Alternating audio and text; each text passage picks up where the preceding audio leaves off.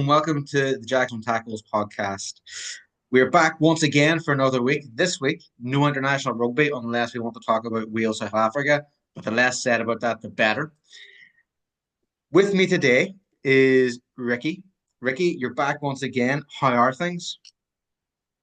Very good, mate. Very good. Good weekend of action last weekend, and looking forward to the Champions Cup big weekend, and of course the World Cup draw.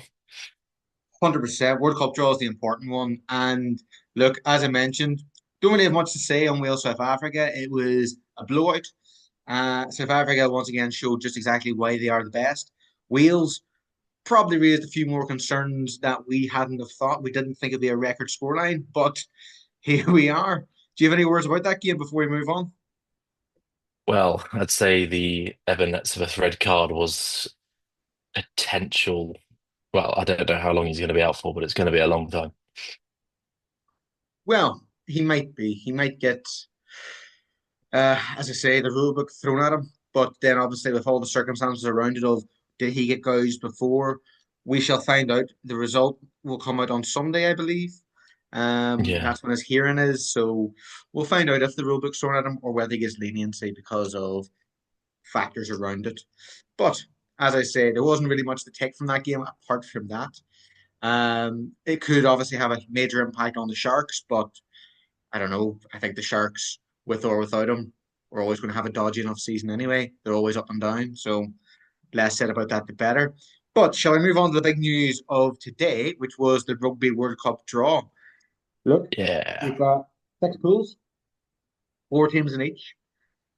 Is there much excitement to this as a at the pool stage, or do we have to wait to the knockouts for the real kind of blood and thunder? There's no real group of death. I'd say that Ireland probably got the worst group being in it with Scotland. Uh, I feel like it's very predictable, as in who will win the group and who will probably come second Yeah. in almost everyone. I don't see Scotland winning that group over Ireland, to be honest. Why is that? Like obviously that's at this stage now, but in 2 years you never know. Ireland could be hamstrung by injuries or whatever. Do you know what I mean? But why are you saying that now? Why do you say that that's the one kind of group where you could see, let's say, a shock happening? Uh, I just to if you look at the other groups, I suppose like New Zealand and Australia, but then Australia horrendously inconsistent on their day. They beat the Springboks like incredibly. Uh, but I suppose it's because this draw is so early. It's also hard to, as we saw with the 2023 World Cup, everything changed after the draw. Yeah. So it's quite hard to predict where these teams will be in 2 years' time. We've talked a lot about how Ireland are on in a cycle, possibly heading downwards. So I don't know, there could be a shock there. Yeah, well, my hope is that this is the England rise before their fall in 2027, so that when they come to the tournament, England are nowhere near there, and hopefully Zimbabwe beat them. That's the hope. No, but look, I look at it honestly, and I think I spoke about this earlier with a friend, and I think the most entertaining pool could possibly be Pool B or Pool C to an extent. Like, obviously, Pool B, you've got Italy, Georgia, and Romania. Now, don't get me wrong, at the minute, I would say Italy's a level above Georgia, and Georgia is a little bit above Romania. But Romania is the only side that's managed to kind of beat Georgia in the Nations Cup in the past 15 years. They're the only ones who beat them to it. So clearly, they on their day possibly could. Georgia could on their day beat Italy and shock them to second place. That's one pool. But then obviously we saw over the international break when Spain put it up to Fiji. Spain are rising. You never know. You could give them a chance. What do you think? Yeah, I do like that group. It looks like the most evenly balanced, as in you If obviously you Argentina. if you eliminate South Sorry, Africa as well from another group, sorry, what were we talking about? if you Oh, ignore the top seeds from both, I reckon you're right. They're all kind of evenly distributed in those two. ah, yeah. I mean, I'd like to say Pool C would be the most balanced group of the lot. And as you said, Spain did take it to Fiji. Uh, Georgia, Italy, Romania. Yeah, I like that as well. There's a few good possible groups there. Yeah. And look, for Pool E, you're hoping Samoa finds something. So you do. You're hoping they find something. Um, and look, I know we talked about Samoa and the concerns and the worries about them. But come the World Cup, having and listeners will be probably happy to hear, we had the exclusive with the Samoan during the week of interviewing them from La Rochelle. He is looking to come back and play. UJ Seuteni, he's looking to come back out of the wilderness and play for them. He said he wasn't able to play due to current issues with him personally, um, which stopped him playing the World Cup playoffs. I feel like having looked at the squad again back when he mentioned that, there was a lot of Samoans missing, as in major stars. And even then, they might get Manu Tuilagi as well. So, look, they might recruit some of the boys in. Do you know what I mean? And put on a show. Who knows? What do you think about Samoa being that kind of team that they've got USA and Japan? Could they see themselves getting through? I find that quite exciting, actually. I mean, if we're looking at how USA have performed recently, they don't. I don't see them doing anything at all, truthfully. Hmm. I reckon Samoa could have them on the day. Japan, one of those annoying inconsistencies that, again, on their day could be very good and give Samoa a very good test. Probably, probably would favour Japan over Samoa. But as you said, can you imagine Manly Tuilagi lining up in that outside centre role? That would be phenomenal. Well, he's playing really well in France still. So what's stopping him? Do you know what I mean? What is like? I know obviously his family played for Samoa and all this. Like it would just complete his career to an extent of he's done it all for England apart from lift the World Cup. To go and compete for his kind of home nation would be incredible. Yeah, it just reminds me of that disgraceful t 2015 tournament. Uh, Hey, look, but yeah, look for me that was the first year I lived in England. That was a beautiful tournament for me. Up until the point Ireland got beaten in the quarterfinals again. But look, that happens every time, hmm so it doesn't really matter. Do you know what I mean? But look, Ireland, they're as you will have seen, there's been a lot of stuff going around about the quarterfinals very quickly, um, about who each could face. If we go by the rankings, Scotland would play France, would they? I believe. Or no, uh, sorry, Scotland would play them in the round of 16. Then it'll be Fiji, France in the quarterfinals. yeah, I'm fairly sure that I've seen that Scotland and France they could be one and well, Scotland could be one and done. Yep. Ireland potentially could have Argentina in the quarterfinals, which would make for, I think, a very entertaining game. You would have then South Africa and New Zealand in the quarterfinals, which who wouldn't want to see that? And Yeah, I think that's the one controversy of all of this, isn't it, really? Having them on the same side of the draw. well, they were on the same side of the draw last time. You had the four best teams in the world on the same side of the draw last time: Ireland, France, South Africa, and New Zealand. Like, And that was hugely controversial, though, wasn't it? It wasn't. It's still a very good World Cup. So, well, that's a question. The question though is the World Cup in the soccer. The draw is taking place, I believe, this week for the World Cup, which is 6 months out from the actual World Cup. Why is it 2 years ahead of? I know that people talk about the travel and the booking of stuff, but no matter what, that's going to cost a lot of money anyway, because all the prices will rise now because everyone knows where the games are. Like, what is the actual benefit? well, this is what I was reading on the BBC earlier. It's been conducted closer to the tournament, yeah, Yeah, than it it's was not in hard to 20. not hard to be closer than 3 years away, is it? Yeah. And this is what the BBC says, reflect current form and rankings halfway through the international cycle. Why, I feel like we could do that later on Yeah. instead of doing it halfway. It's to, as you said, help fans and teams make travel and accommodation arrangements. Do you really need 2 years? Even like as soon as those dates come out, the prices are going to be reflected in uh, everywhere because they know that the World Cup's on. Like hospitality industries aren't stupid. Exactly. And then to give organisers time to stage a successful tournament. So it's not as if they've Yeah. known about that for the last how many years? When was it drawn up again? Well, it was drawn out before 2023, I believe, around then. So it's been at least 4 years because we've known about the American tournament as well in 2031. So I think they're usually given about 8 years advance. It was 12th of May 2022. Yes. Yep. There you go. So they've been given 5 years. Yeah, so do you think organisers need that much time? Well, they've just staged the Lions tournament, so I think they should be okay. And I know this is slightly different, but they're also going to have the Rugby League World Cup there as well the year Ru- before. Rugby World Cup, they had the Women's FIFA World Cup. They host how many tournaments or competitions in their history. Australia are fine. They are fine. Yeah, It's not I, as if th I it's think not as if yeah, they're a country that's developing that needs to get everything together, especially in terms of rugby. It's not like you're hosting it in Samoa or Tonga. and they've had the Olympics. What in? Oh, 2000. was it? Yeah, they the Sydney was that massive 90,000 seat stadium, Australia. Yeah, yeah, yeah. I, I think they're okay. And the They, last little point was to allow host cities and states time to engage with the local community. Now, you tell me, what do you need that much time?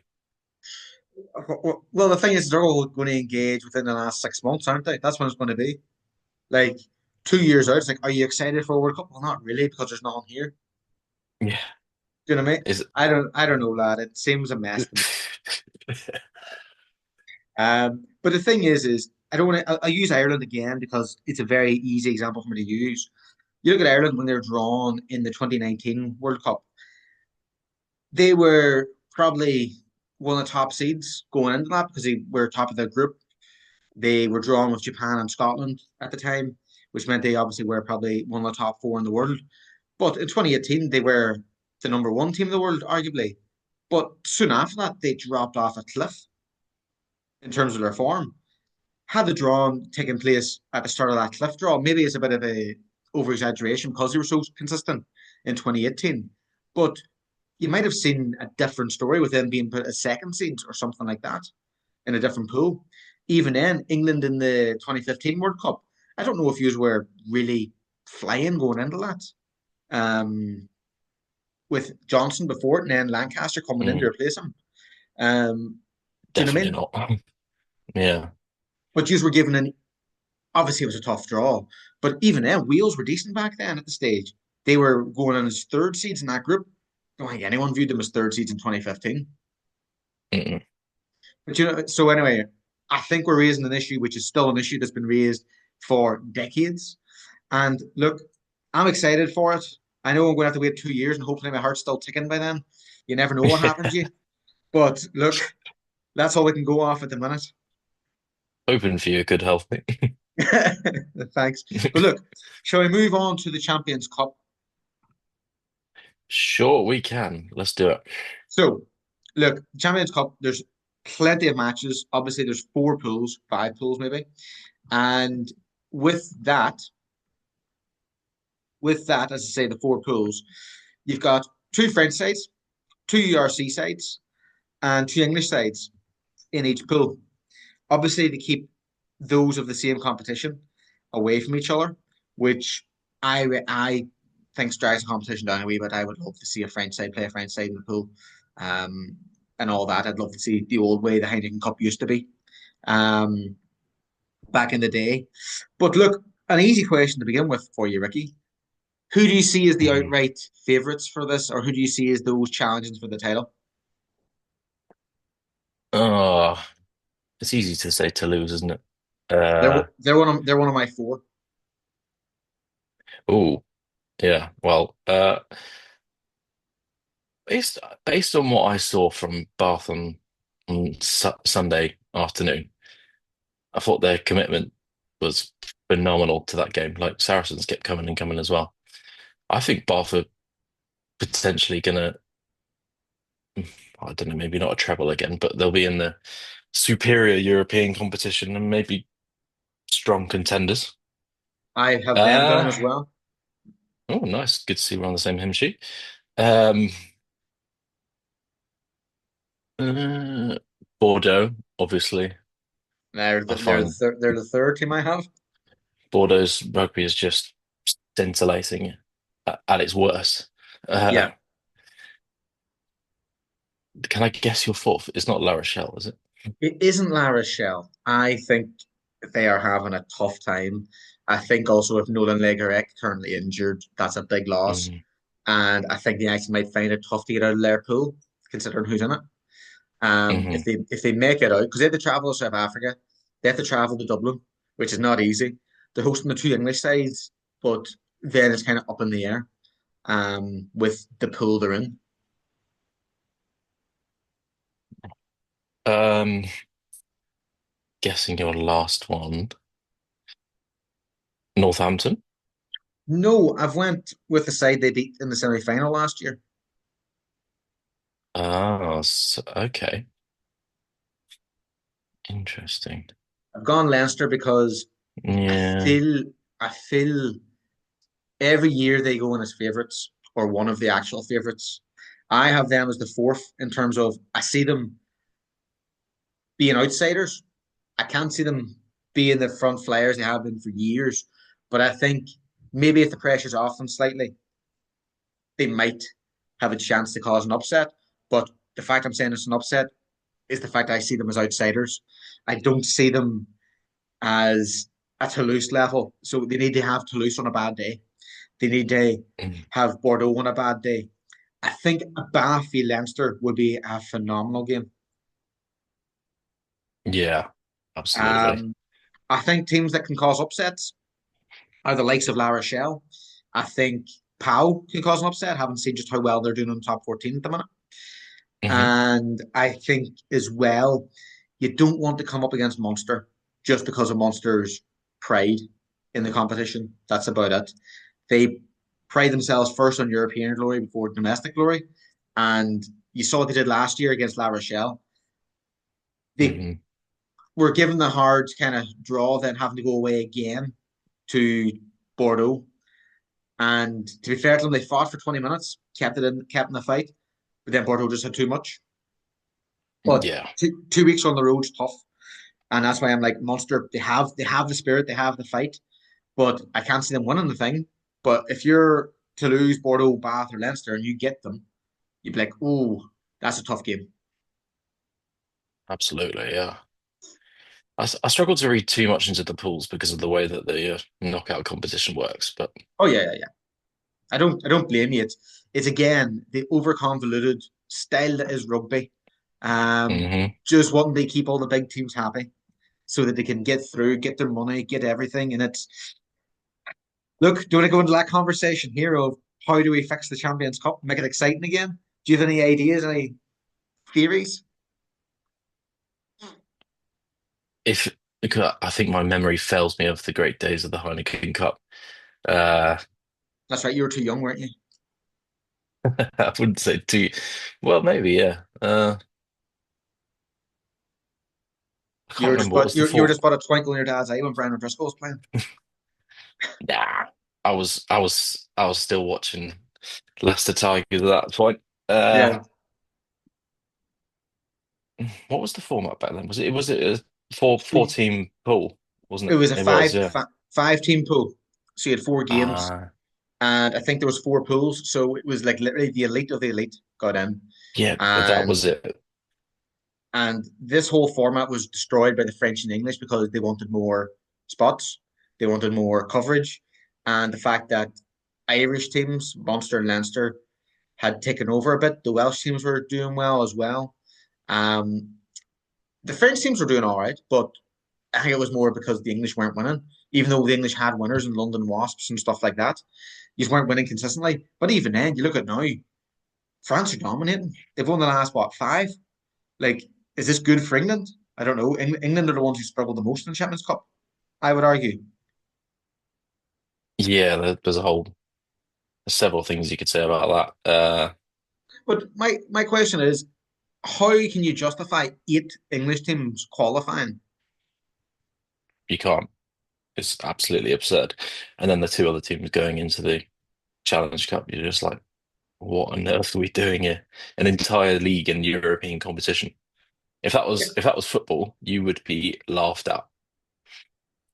I agree. But the thing is I look at it and you look at the URC. I actually think the URC is probably the best for it because they've got 14 teams, 8 qualify. Because of the diversity of the league in terms of the nations, you do get different teams going in.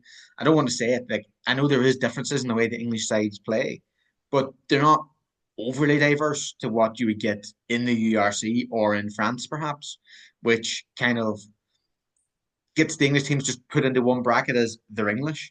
Whereas if you play against Leinster, they're URC, but then in Leinster's group is the Stormers. So that's a completely different challenge. Do you know what I mean? So Yeah. I don't know. I don't like the current system. I don't know how to fix the Mm. current system.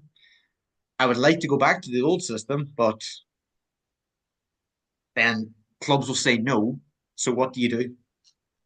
I think a big problem is the fact that for starters, we have a 10-team premiership, sorry, Prem, a 10-team Prem.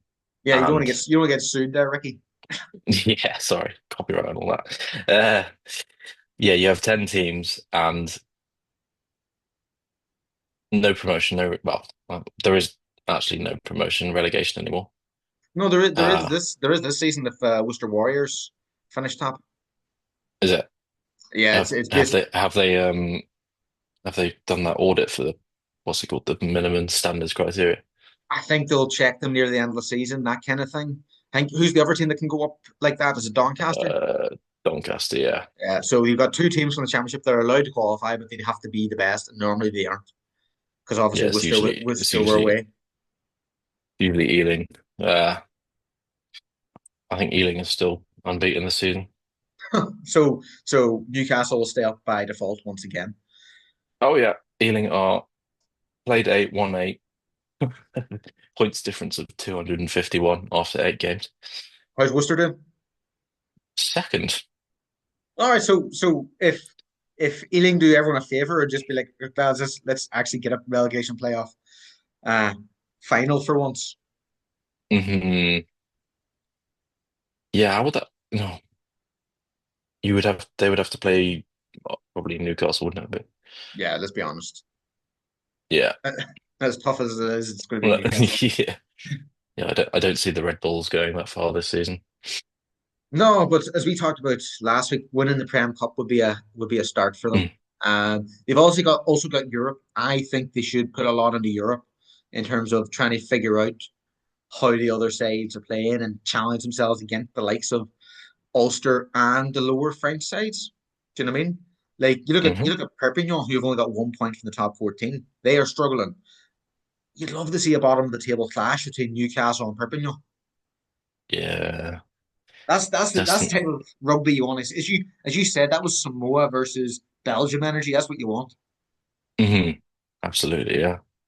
But look, for me, in regards to this, like, are you excited about the Champions Cup coming back, or is it just another thing that you have to get through?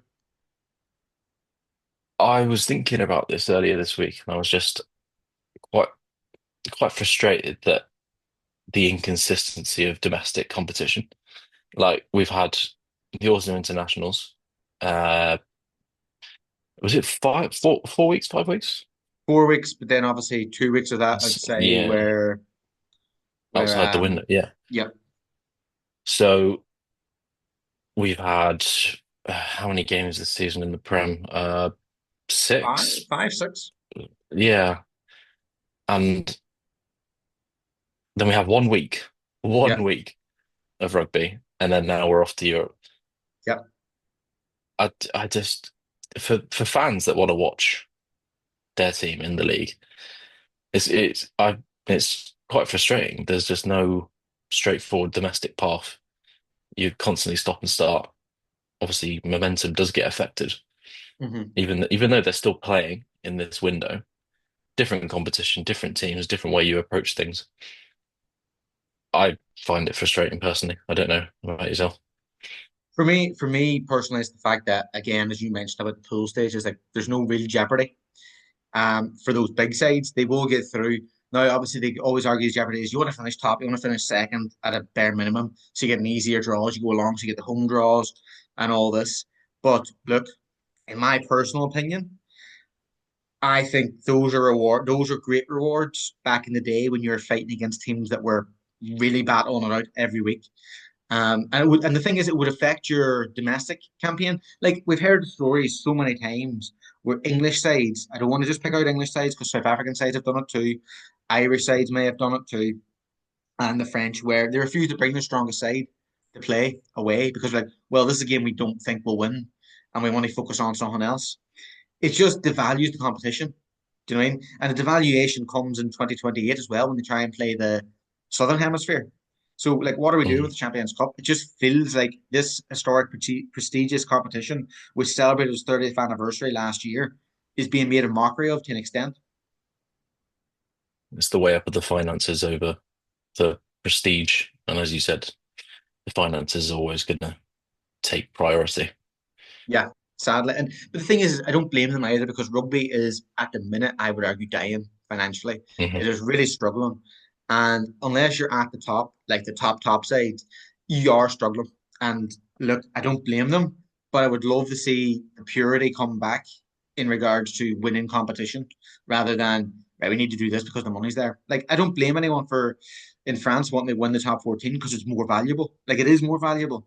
So the fact that the Champions Cup, and even then, the Champions Cup finishes before the top 14, that shouldn't be. Do you know what I mean? Like it tells enough of its own story. Um, but yeah, I don't know. There's not really for me more to add about this in regards this week. Don't know if you've anything you want to say about the Champions Cup. I was just going to say that the French clearly value their domestic competition more. Yep, Uh, I'd say the English and do too. uh, well, yeah, if we're looking at time windows, yes. Yeah, I'd say they do. Like, you look at Bath, how much it meant to them to win the Premiership last year after such a long drought. Like Hmm. that European victory they had, although it was good, wasn't really what they were going for. You'd think they'd take a Champions Cup this year, though, over the Prem, seeing as they And won it last year. that's the thing is because they won the Prem. Mm. Like you look at Northampton last year, Northampton put it on the back burner because they won the Prem. Hmm. I feel if they're going for both, you'll see. If it was Saracens this year and they were going for the Champions Cup or the Prem, I could see them going more for the Prem. Mm. Yeah, you're probably right on that front. You know what I mean? But look, Ricky, it's been absolutely brilliant talking to you about both the World Cup and the Champions Cup. And I'm sure we'll have a bit of fun watching these fixtures coming up. But look, thank you very much for joining us. Always a pleasure, mate. And look, just to close off, coming up after this, we've got two exclusive interviews with two La Rochelle players. We're very lucky to sit down with them during the week. And we hope you enjoy Dillyn Leyds and UJ Seuteni. So thank you very much for listening and enjoy the interviews. Shit, how's the weather over there? Not too cold yet? I'm in Barcelona, lad, so it's pretty nice. Oh, wow. Geez, that's nice. It is nice. Shit. I'm living in Barcelona. I can't complain. Although, how's La Rochelle? It's not bad there, is it? Oh, nice. You're living in Barcelona. Yeah. Got a That's Spanish partner, so I can't complain. Oh, man, that's awesome. You've been Uh, you were at Barcelona recently.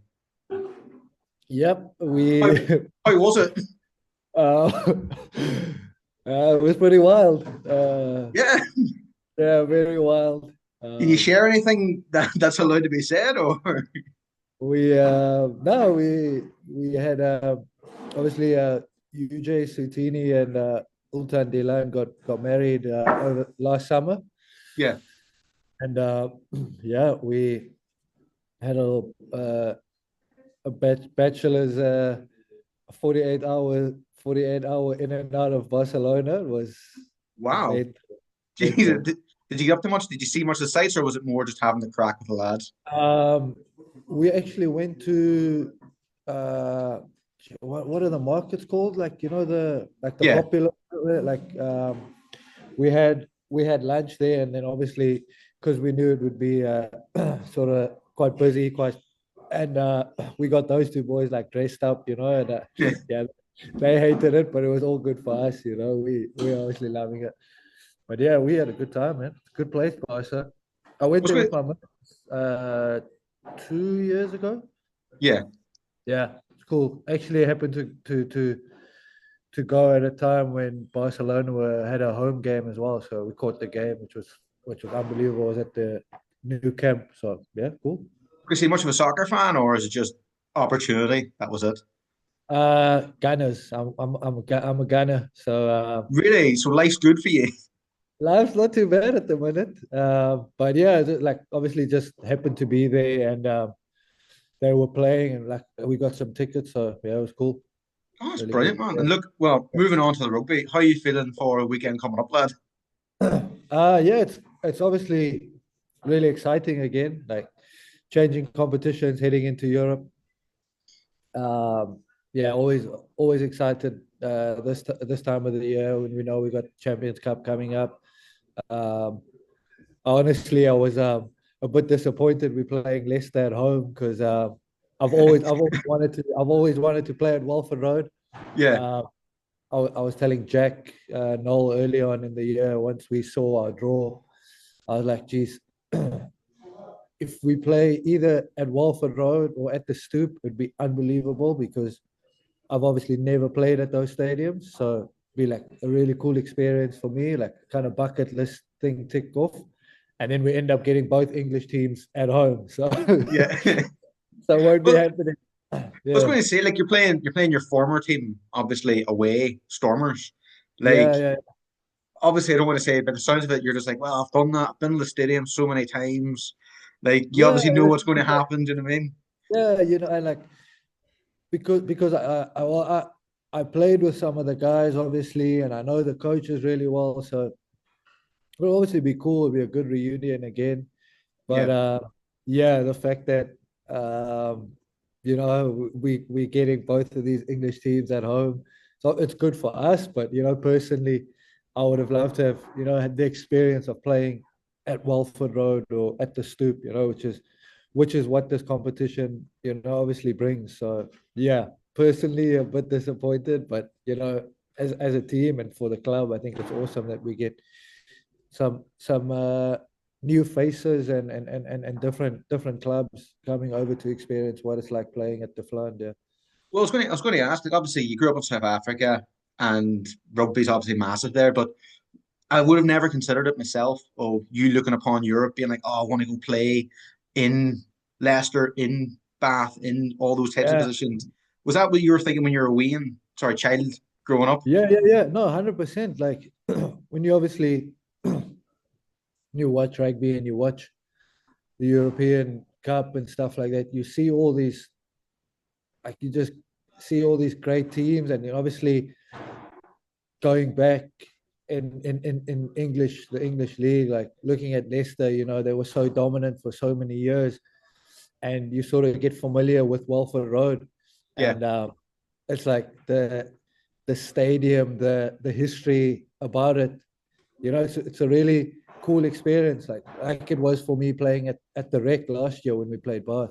yeah, I always remember playing like Rugby 08, the game, and then yeah, like yeah. you get to choose your stadium, and like the recreational ground just sounded so cool to me, and like so it was always just like growing up, you always see like, oh, I would love to go and maybe watch a game there, and having the opportunity to go and play there is always something special. Yeah. No, I was just you saying that brought back memories. I was a massive rugby weight fan myself. Now, obviously, Yeah. It helped that for me as an Irish fan, O'Gara had a wee star above his head. Do you Yeah, still yeah. imagine him? Do you still imagine him having a star, or what do you think of It's O'Gara? it's funny you say that, right? So like in our players' room, um, they've got like they've got the PlayStation, older version of the PlayStation, and they play Yeah, rugby, and so they they always like some of the like Wiggy Antonio and like Will Skelton and that they always play with Rog, and right. they just get into it and be like, oh, Rog, like, what are you doing there? Look at you tackling. Or like, oh, he's got the star, but he can only kick well, and Yeah, stuff like that. So Yeah, they would be chirping him, but yeah, like and we used to play it like quite often up in the players' room playing rugby yeah. or eight.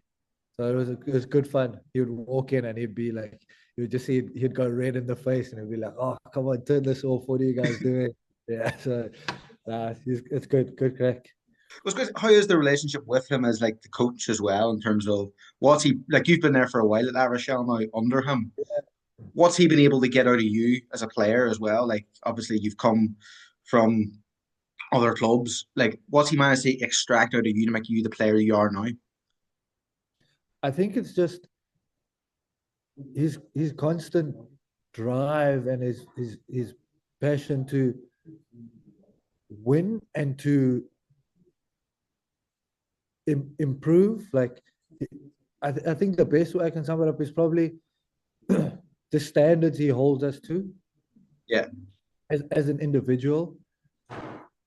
Um, he'll be hard on you because he knows what you're capable of, and if you're not where he thinks you should be, he's going to be the first one to tell you, but he'll also be the first one to give you a pat on the back saying, "Jeepers, you are unbelievable today," yeah, and he knows, it's hard to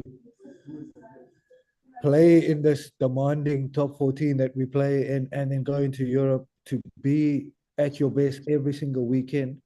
yeah, But if I bring my part and the other guys around the field just bring their part, collectively we can be at a high at a required level. And yeah, I think it's just his love for the game, man. Like he's so passionate about it. He's so passionate about wanting excellence for us as players and for the club. Like he holds himself to high standards as well as a coach. And like if he felt like his prep during the week wasn't good enough, he'd acknowledge that on a Monday. He won't just say, "Oh, it was you guys did this, you guys did that." Like he would acknowledge the fact that, "Oh, my prep was off," or the way I spoke to you guys, we were too negative.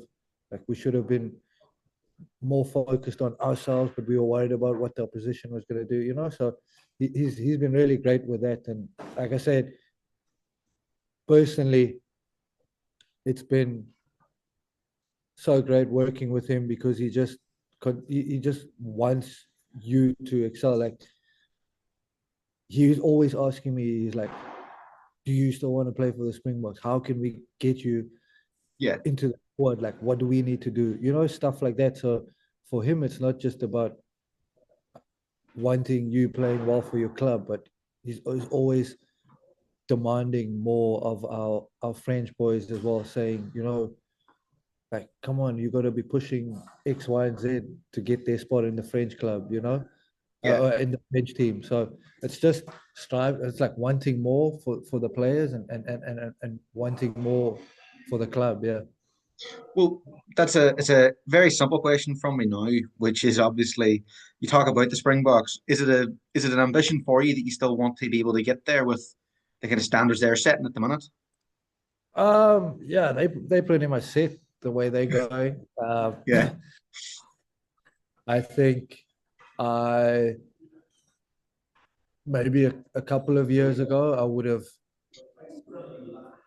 have answered and said yes, but yeah, at the moment, no, not really. Like first of all, I probably don't see myself getting into the squad anyway.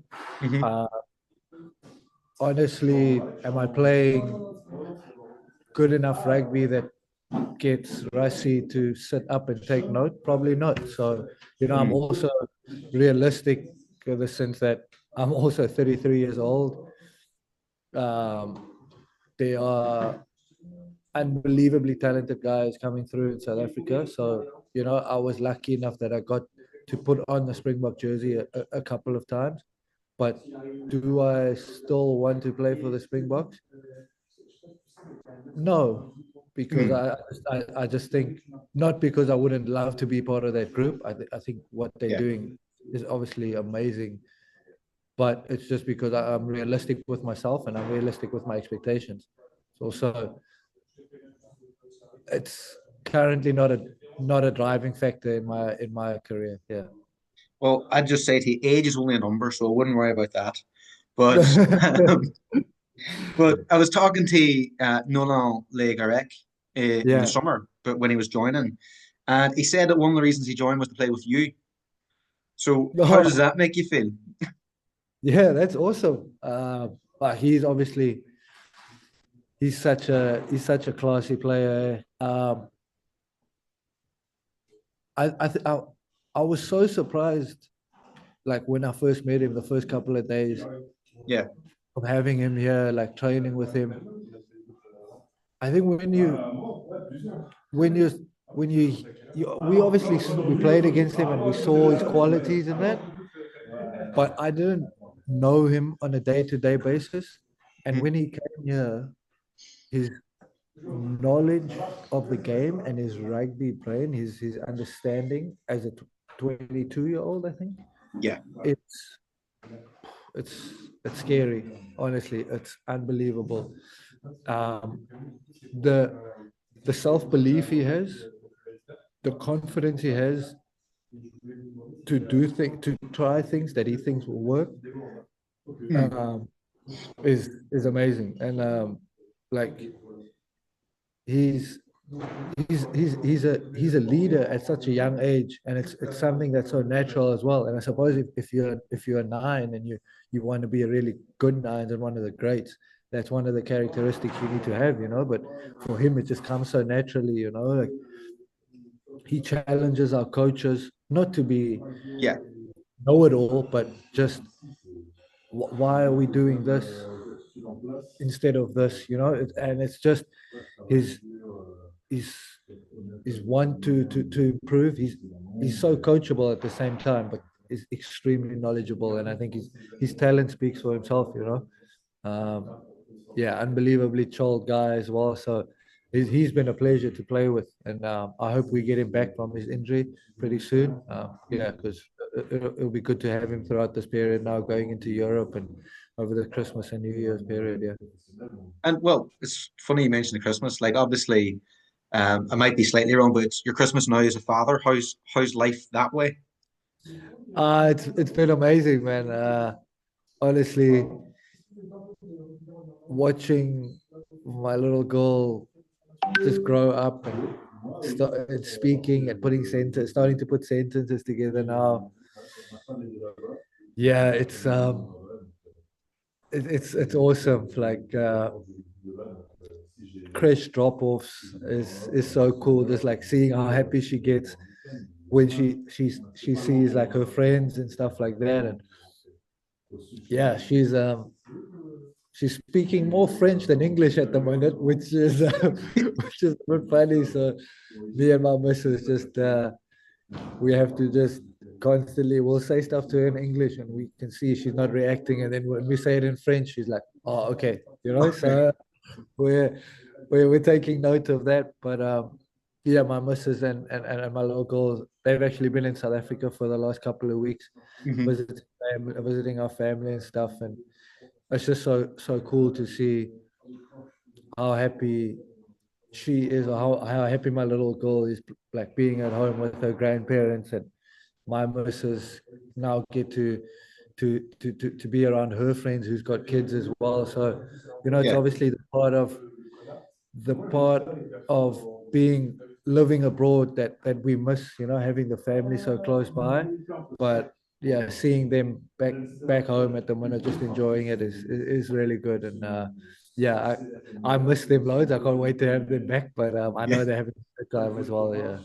Well, it was interesting because I was reading a piece you did a while ago talking about how lucky you were in terms of when you're playing rugby, you're going to private school, but you're coming from a potentially rougher area. Like, could you have Yeah. foreseen all this kind of career and where you are now? You sat here, all this kind of Nah, thing at the time.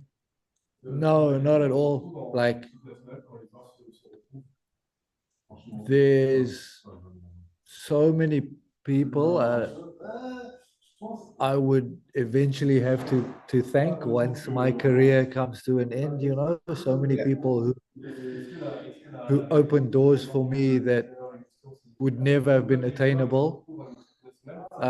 So I'm never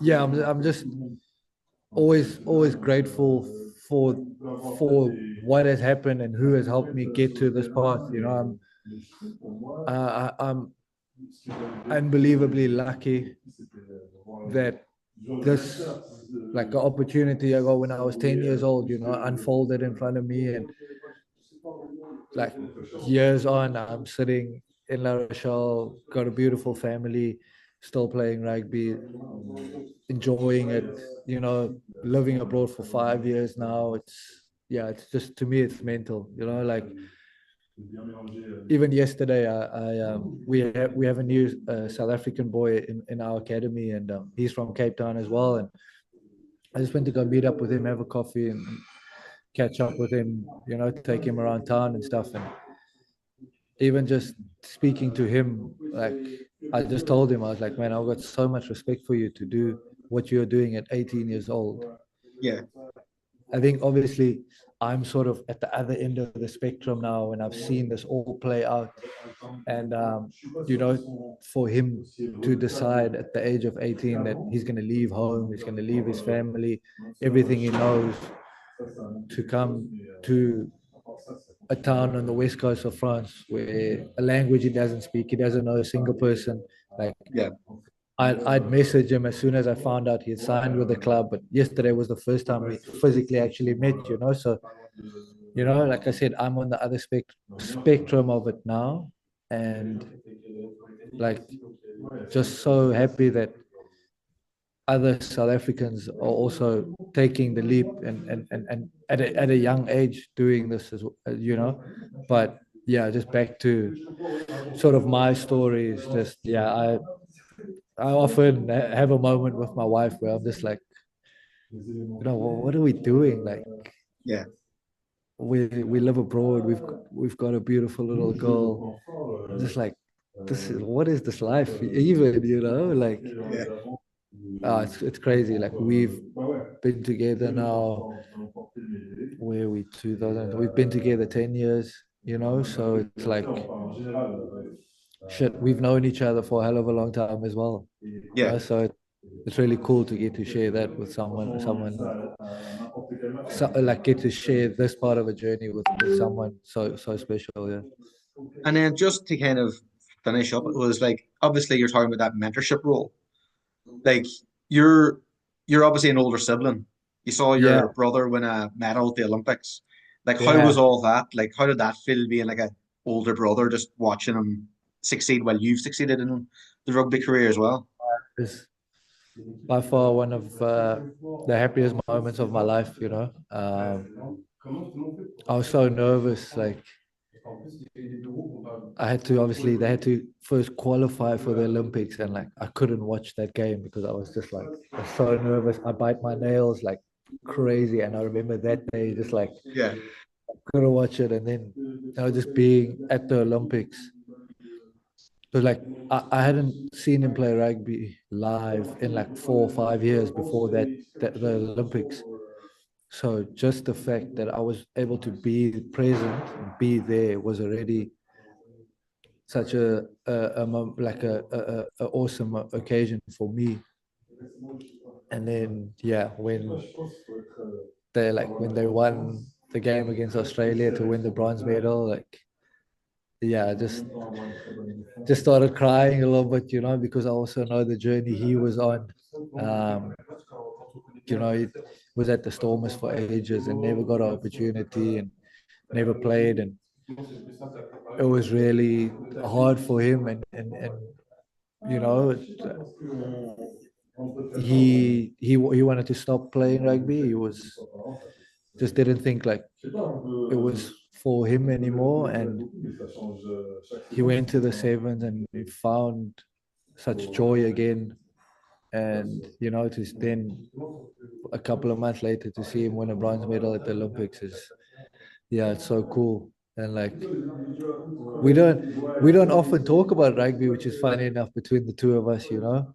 Yeah, Um, he'll ask me something every now and then, or I'll say something to him about, you know, the way he played or what he did. But to be honest, like I also don't know much about sevens, you know, it's a completely yeah, different. But like what's really good between the two of us is like we both love the game, we both enjoy it, but our relationship isn't really defined by the rugby, and we yeah, have a lot. We have a lot of other things that we laugh about and we can talk about. So yeah, it's like when he asks me something about rugby, I know that he's actually well, like he's actually keen to try and figure out my thoughts on something, you know. But yeah, otherwise we're just laughing and sharing stories. He's the real entertainer. So I most of the time I'm listening to him tell us stories, and I'm just yeah. sitting back laughing my head off here. I was going to ask, like, the last question I'll ask you is then, so outside rugby and apart from your family, because obviously they're not there at the minute, how do you keep yourself entertained? What do you do to relax? Uh, I've just um, I've just had the golf bug bite me. Really? Uh, What age did that happen? like literally, I would say like 2 months ago, man. Right. Yeah. Um, you know, like the boys around me, like all the boys here, they love it, you know. Hmm. And I, and I couldn't get into it. Or not that I couldn't get into it. I honestly, I I knew I would get so frustrated with myself, you know. Yeah. And one day I was just like, you know what? These guys are they gonna go play 9 holes. I'll tag along. And I would hit a ball every now and then like I hit an unbelievable shot, and all of the boys were like, "What? Like, nah, you've definitely played before." And I was like, Yeah. "No," you know. So I was like, "Geez, that's quite a good feeling," you know. Yeah. But then I hit like terrible shot. I was like, "I hate the sport." Yeah. But it's cool. Like I'm enjoying it. Like I love I love the fashion. Hmm. I love sports marketing, the advertising side. It's something that I studied. Yeah. Um, so for me, it's like it's like oh, it's almost like a dream to be able to after rugby still be in some form of rugby, but try and try and bring the fashion into it as well. Yeah. Um, it's something that I enjoy. Like I said, I studied brand management and advertising, and it's something that I would love to go into once I'm done with rugby. And what about gardening as said in your hat? As in my head, no, no, no. Actually, soon as um, as soon as I sat down and I saw, I was like, oh no, I forgot I was wearing this hat because I just put it on after lunch. Yeah. I forgot I'm wearing this hat. Hopefully they haven't taken because I see our media guy over here. So hopefully he hasn't taken any photos of me in, in I this hat. I'd say loads of people love gardening, lad. They just love that you're a fan too. I think that'll be the positive thing. You think it's a good thing? Oh, I think it's that's a good good. thing, lad. I think it's a good thing. I grew up on a farm. Like it's Oh, all about yeah, garden. Yeah, yeah, yeah. It's all about gardening, yeah. lad. It's all about gardening. Yeah. Should be what's the uh, Peter is it Peter O'Mahony who Yeah, Peter Manhay. Yeah, yeah, yeah. takes such good care of his grass and that. Oh, I see his videos on Instagram. I was like, this is awesome, man. Would That's good. would you potentially join him in a marketing thing for for gardening? For gardening, eh? Should be good, man. It should be good. Look, Oh, Dylan, look, you've been an absolute pleasure to talk to you, and I've enjoyed every minute and every second. thank you very much, man. Thank you very much. It's been a And pleasure. I wish you all the best in regards to family life, rugby, and this weekend coming up. Thank you very much, man. Hopefully you can send us some of that sunny weather that Barcelona is having because it's pretty great out here, man. How's everything in La Rochelle? Yeah, no, not too bad. Um, Obviously coming off a couple of losses, so still trying to keep the spirits high.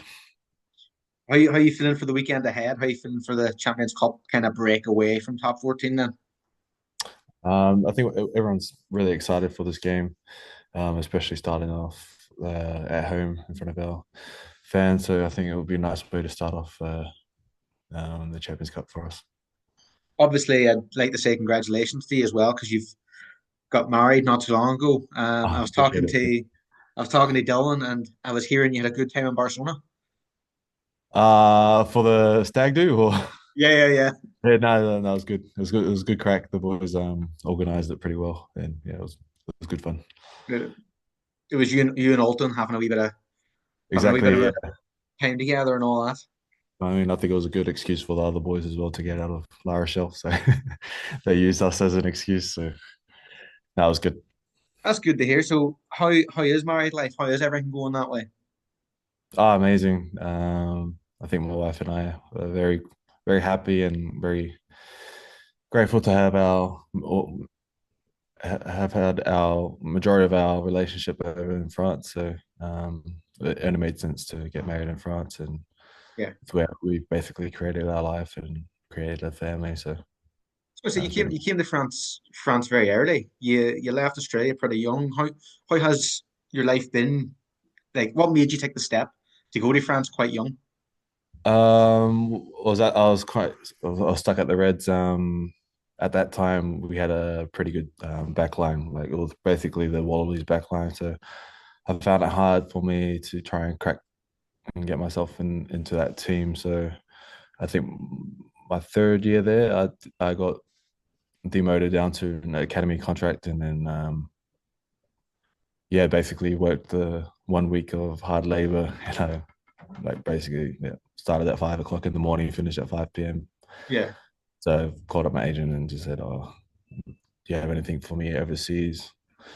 Was originally planned just to come over for 1 year, try and get some like professional rugby under my belt to try and come back with some experience, and then yeah, I guess 1 year turned into 11 years. So didn't look back. Sounds.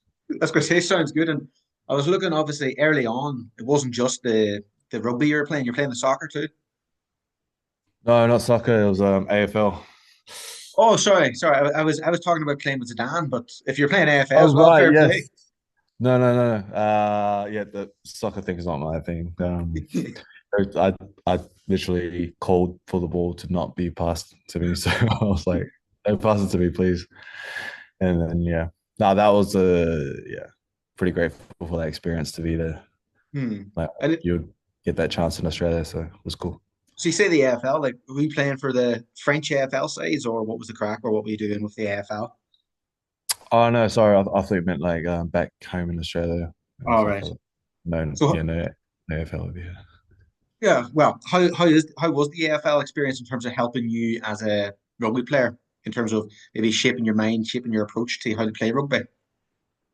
Definitely the way that they kick in AFL is obviously straight on, and it's a lot more accurate. Obviously, the ball's a little bit different. Also, just attacking the ball in terms of if it's on the ground, like attack it, don't wait for it, and stuff like that. And obviously, in the high balls and stuff like that, just getting the knee higher than the other players. So pretty much little simple things like that. And then regarding obviously um, playing under O'Gara, how is he as a coach, and how is he kind of helped develop your game a bit more? Because obviously you've always had a seemingly natural ability, but how has he shaped you into what you are now? I think the thing I appreciate about him is that he's been um, around the place. He's obviously spent some time as a Crusader, so he spent some time with people like same sort of profile as me, same sort of background as me, like coming from like a quite a respectable culture, and he knows how we handle certain situations, and so he helped me kind of to express myself, and doesn't put any pressure on us. Hmm. Yeah. And then obviously, as you can kind of tell with that no pressure of just how you play from some of the tries you've scored, particularly some of the solo ones, which are very nice to look back at probably on your end. But when it comes to this, does that come from, as I say, just you viewing it as a fun game, or what kind of way do you view the pitch when you kind of come on? Definitely I got to view it as a fun game and no pressure. Just try and pretend that I'm training like everything that we trained at during the week. It's just everything, just putting it into practice, I guess, on the field. So if I feel comfortable doing it at training, doing certain things, and makes me feel confident bringing it into the game. So And then regarding the Champions Cup again, like you've got two English sides and then an Irish and a South African side. Obviously, each one has a different approach. Like as a squad and as a individual, how do you approach those games differently? yeah, it's definitely a hard one to think about. Like you said, they're different competitions, different styles of playing. Um, like for example, this weekend, Leicester's like more of a conservative team, and they like kind of feed off um, when ball goes to ground because they like to kick it a lot. So they trust on their kicking game a lot. So we've always got to adapt to that, and then we go play against a structured team like Leinster, who are very by the books, and then obviously Stormers, they got the flair as well. So every week we got to take it week by week, I guess, and Yeah. focus on our performance, control what we can control. And then obviously with your kind of career in France and experience in all the different clubs, like how have they differed from your time in La Rochelle? Because obviously you came and it was Toulon to begin, and then you've had a couple of different clubs throughout your time in France. How has each kind of club experience been different, and how has it kind of shaped you to where you are now? I think definitely starting at Toulon, um, they all have the same mentality. Obviously, I think the thing that really changes is just the city and the lifestyle. In Toulon, it's like obviously a beautiful place. We've got a lot of things to do there. And then we will go to Oyonnax. When I moved to Oyonnax, there wasn't much to do there, but the team environment was like unreal. There was never a dull moment there. Then go to another beautiful city like Bordeaux. A lot of things to do, a lot more team activities to do. But every team that I've played out, they've all got the same similar goals. Obviously, to make the top 6 and top 14, or qualify for the Champions or Challenge Cup. So, yeah, I think just to experience the as it as it as it comes by, I guess is the best way I can And then explain. obviously you won the Champions Cup with La Rochelle. Was that your first season with them? Yes. Yeah. Yeah. Like how was that experience, and how do you kind of recreate that kind of run that helped you get to that final and win it? Um, in your own personal view. Uh, I think we just got to focus on week by week now. I think that first year with La Rochelle was such a blur, and everything went so fast, and everything was like wins after wins, and don't really had like, yeah, it was a crazy year to be honest. And then I think yeah, for this year we got to take it week by week. Like you mentioned earlier, all 4 teams are different from their own perspective. So I think, like I said, starting this week is got to very lucky to start it off at home. So Yeah, and yeah. then sorry, and then as you say, like O'Gara understood your kind of tradition and culture and all this, and obviously you've represented Samoa at two World Cups. Like, how was it representing Samoa and being able to play for your kind of heritage nation in that regard? How was that? No, it's something you can't put into words. Representing Samoa is it's. I don't think you can. I think obviously representing your own country, but like I just feel like Samoa is just a different country that you really feel the the pride and the power that jersey has for our small nation. So to be able to do it twice, to represent my little country twice at the World Cup and my family, it's just got no words for it. It's just unreal. Yeah. Is there a chance of a third representation of it of the next World Cup, Uh, especially in Australia, where you're yeah, from playing exactly. for that nation? Definitely would love to try and put my name out there for them for one more World Cup, especially in Australia. So that'll Yeah. be probably it'll be up there. I was going to ask just because obviously during the last international break they were playing that World Cup qualifiers.